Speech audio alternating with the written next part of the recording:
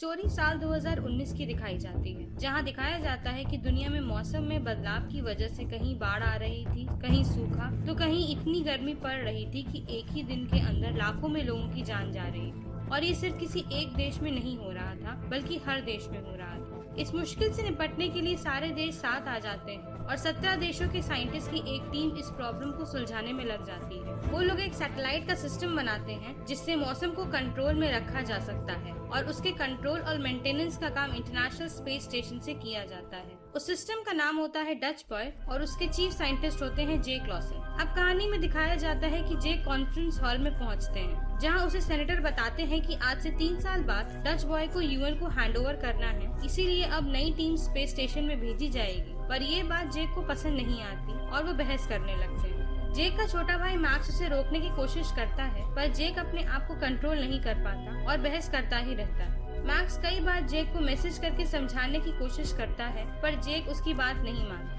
Meeting के बाद पता चलता है कि मैक्स को डच बॉय का प्रोजेक्ट हेड बना दिया गया था, जबकि जेक को निकाल दिया जाता है। जेक इस बात से नाराज हो जाता है और वहाँ से चला जाता है। अब स्टोरी 3 साल बाद की दिखाई जाती है, जहाँ यूएन की एक टास्क फोर्स अफगानिस्तान के गांव में पहुँचती है, जो कि रेगिस्तान में होता है, पर उनको वहाँ सिर्फ और सिर्फ बर्फ मिलती है। जब वो लोग गांव के अंदर पहुँचते हैं तो देखते हैं कि सब लोग जम के मर चुके होते हैं। अगले सीन में दिखाया जाता है कि यूएस प्रेसिडेंट के ऑफिस में एक मीटिंग चल रही होती है, जिसमें सब लोग अफगानिस्तान के गांव में हुए हादसे के बारे में बात कर रहे थे। मैक्स बोलता है कि यहाँ बात करने से कुछ नहीं होगा, हमें स्पेस स्टेशन पे जाके खराबी को ठीक करना होगा। मीटिंग खत्म हो जाती है और सेक्रेटरी ऑफ स्टेट डेकम मैक्स से बोलते हैं कि तुम जेक को स्पेस स्टेशन पे भेजो, क्योंकि जेक स्पेस स्टेशन और डच बॉय के बारे में सब जानता है। अब स्पेस स्टेशन दिखाया जाता है, जहां अफगानिस्तान की सैटेलाइट को बदल दिया जाता है और पुरानी सैटेलाइट को स्पेस स्टेशन के अंदर रखा जाता है। एक इंस्पेक्शन टीम पुरानी सैटेलाइट के पास पहुंचती है, पर उस टीम का एक आदमी जिसका नाम महमूद होता है, सैटेलाइट का डेटा चुरा लेता है और चोरी छुपे उसे एक लॉकर में रख देता है। जैसे ही वो आगे बढ़ता है, एयर लॉक खुल जाता है और वो मर जाता है।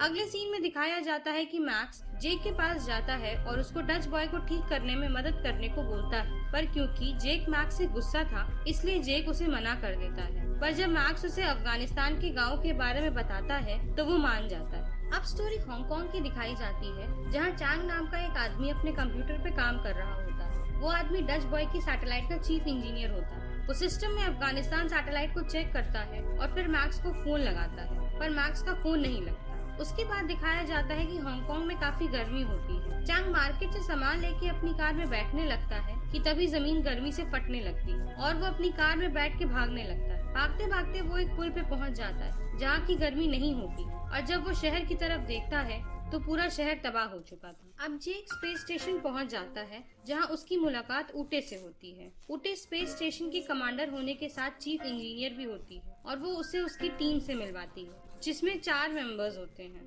जहां एडिसा structural, Duncan software, Hernandez robotics और डुसेट सिक्योरिटी देखता है। जेक उनको सारी सैटेलाइट्स को चेक करने को बोलता है ताकि गड़बड़ी का पता चल सके। दूसरी तरफ दिखाया जाता है कि मैक्स और उसकी गर्लफ्रेंड सारा, जो कि सीक्रेट सर्विस में काम करती है, बात कर रहे होते हैं कि तभी मैक्स के पास चांग का फोन आता है और वो मैक्स को बताता है कि उसे शक है कि हांगकांग में जो हुआ वो कोई गैस पाइपलाइन का हादसा नहीं था, बल्कि किसी ने डच बॉय के साथ छेड़छाड़ की थी। और वो ये भी बताता है कि किसी ने सैटेलाइट पे उसका एक्सेस बंद कर दिया है। जब मैक्स चेक करता है तो वो भी एक्सेस नहीं कर पा रहा होता है कि तभी चांग के ऑफिस में कुछ लोग घुस आते हैं, पर चांग वहाँ से भाग जाता है। अगली सुबह मैक्स अपने ऑफिस के एक स्टाफ डाना से मिलता है, जो कि साइबर सिक्योरिटी में एक्सपर्ट होती है। मैक्स डाना से अपने सैटेलाइट ना एक्सेस कर पाने की वजह पूछता है, तो डाना उससे बताती है कि किसी ने ये जानबूझ के किया है। मैक्स डाना से किसी को भी ये बात बताने से मना करता है। ये बात मैक्स जेक को भी बताता है।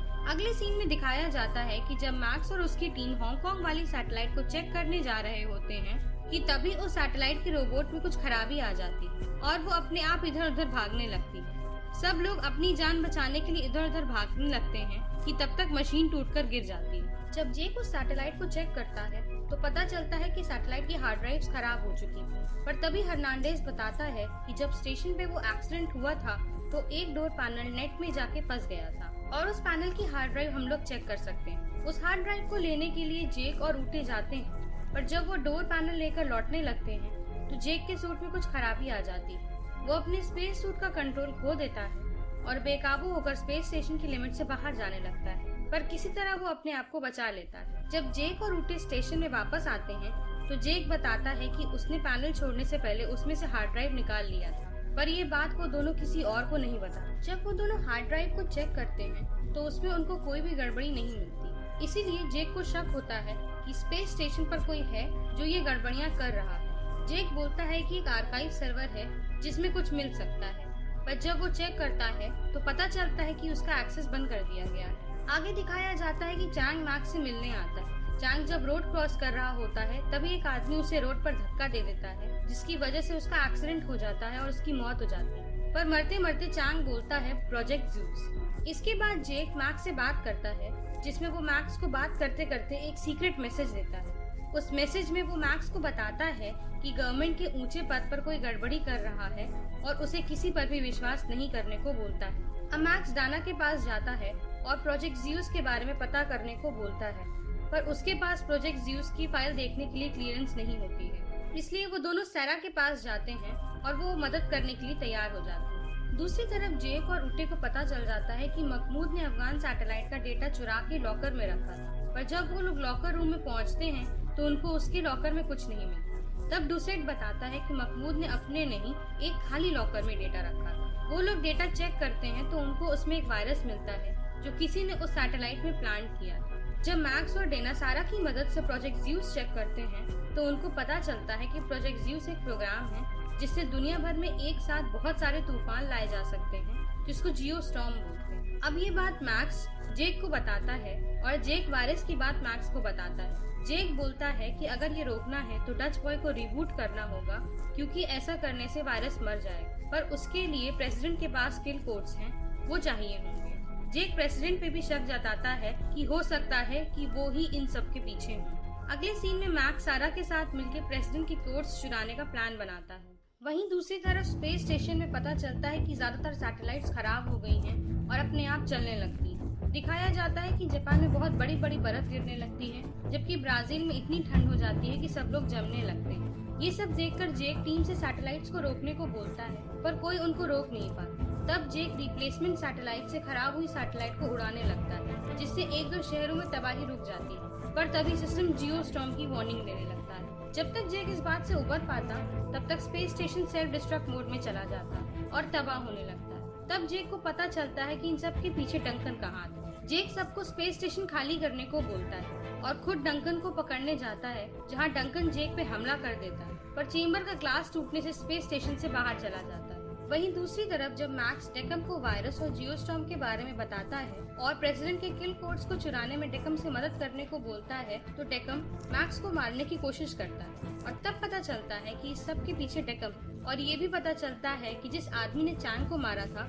वो डेकम का ही आदमी था। प्रेसिडेंट को डेकम से बचाने के लिए सारा और मैक्स प्रेसिडेंट को किडनैप कर लेते हैं और भागते भागते वो प्रेसिडेंट को सारी सच्चाई बता देते हैं, पर तभी डेकम और उसके आदमी उन पर हमला कर देते हैं। डेकम प्रेसिडेंट को मारने के लिए डच बॉय का सहारा लेता है और वहाँ का मौसम खराब करवा देता है। उसका प्लान था कि वो प्रेसिडेंट बन जाए ताकि डच बॉय का कंट्रोल उसके पास रहे और वो दुनिया पर राज कर सके, पर सारा प्रेसिडेंट और मैक्स को बचाने में कामयाब हो जाती है और डेकम को भी पकड़वा देती है। अब प्रेसिडेंट, मैक्स और सारा को पता चलता है कि जेक स्पेस स्टेशन पे रुक गया है ताकि डच बॉय को मैनुअली रिबूट कर सके। इसलिए प्रेसिडेंट और मैक्स जेक से बात करते हैं, जिसमें प्रेसिडेंट जेक को डच बॉय को रिबूट करने के लिए किल कोड्स दे देते हैं। दूसरी तरफ दिखाया जाता है कि तूफान सब जगह आ चुका था, बड़े बड़े शहर बर्बाद हो रहे, लोग मर रहे थे और इस सब को सिर्फ जेक रोक सकता था, पर क्योंकि space station self destruct mode पे था इसलिए उसमें लगातार धमाके हो रहे थे और जेक कमांड सेंटर तक नहीं पहुंच पा रहा था। अब जियो स्टॉर्म आने में समय भी कम ही बचा था, पर तभी ऊटे वहां आ जाती है और किल कोड्स को कमांड सेंटर तक ले जाने में जेक की मदद करती है। दोनों लोग समय रहते डच बॉय को रिबूट कर देते हैं और तबाही रोक देते हैं। अपनी जान बचाने के लिए वो लोग स्पेस स्टेशन से भागकर एक सैटेलाइट पे चले जाते हैं और एक स्पेस शटल आकर उनको बचा लेती है। जब स्पेस शटल अर्थ पे उतरती है तो मैक्स जेक को गले से लगा लेता है। प्रेसिडेंट ऊटे और जेक को दुनिया को बचाने के लिए थैंक्स बोलते हैं और मूवी यहीं खत्म हो जाती है। अगर आपको ये वीडियो पसंद आई हो तो please like, share, comment and subscribe, ताकि ऐसी और अच्छी वीडियोस हम आप तक पहुंचा सकें।